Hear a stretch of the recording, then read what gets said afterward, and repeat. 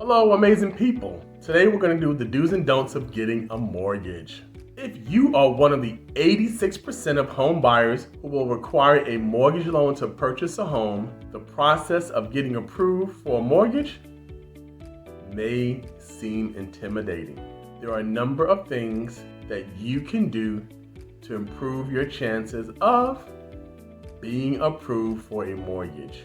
This is Sharif Oliver, aka the Lone Ranger. And in this video today, I'm going to share the do's and don'ts of a mortgage loan. Let's take a look at what you should do.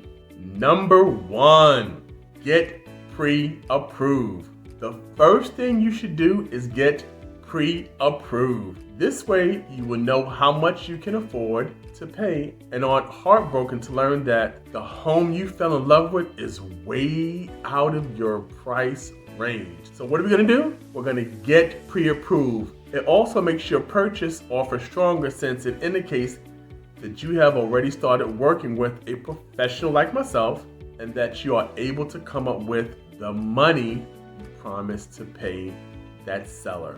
What else can you do?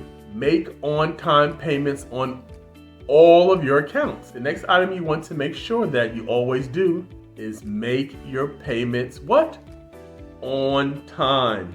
Your lender will look at all your debts as an indicator of how you pay your debts. And we both know it's important to remain in good standing with all your creditors while you are waiting for loan approval. So we're going to get pre-approved. I need you to also submit every single document your lender asks you for.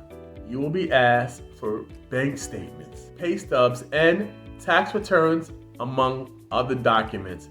Please make sure you turn these in and do so in a timely fashion. If your lender asks you to resubmit a document, please do it. Although it may seem frustrating at times, the lender has a reason for requesting these documents, and failing to produce them could delay approval or even result in a loan denial. We don't want that, do we? So just as there are several things that you should do during the home buying process, there's also a number of things that you shouldn't do. You should avoid at all costs when applying for a mortgage loan. Do not take out any other loan or make any large purchases while waiting for the final loan approval, because your lender will pull your credit score one last time before you get loan approval, and seeing a decrease in the score or a decrease in the amount of credit you have available actually may cause your loan to be denied.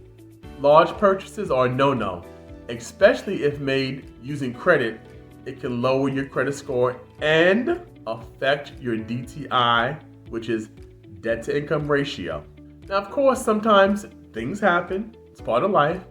Let's say your car breaks down and you have to make unexpected repair. Just let your lender know the situation in advance, and they may be able to work around the situation. And if you provide documentation and a detailed explanation of the circumstance, things will go much smoother. So please don't make any changes in your employment. The time to switch career path is not in the months leading to a home purchase. It is also not wise to reduce the number of hours you work. See, lenders will wait to see multiple pay stubs. We're going to want that. And we're going to want to ensure your income is consistent and that we can rely on you to make your monthly payment. And making major changes can make you look like an unreliable borrower.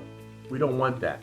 So please don't make large cash deposits into your bank account. This one sounds a little funny, but we lenders need to be able to document where all funds for your down payment and earnest money deposits come from. So if you receive a large amount of money as a gift, you're gonna need to provide a letter explaining where the money came from. And you'll also have to provide a proof that you are not reliant upon the money to pay your bills.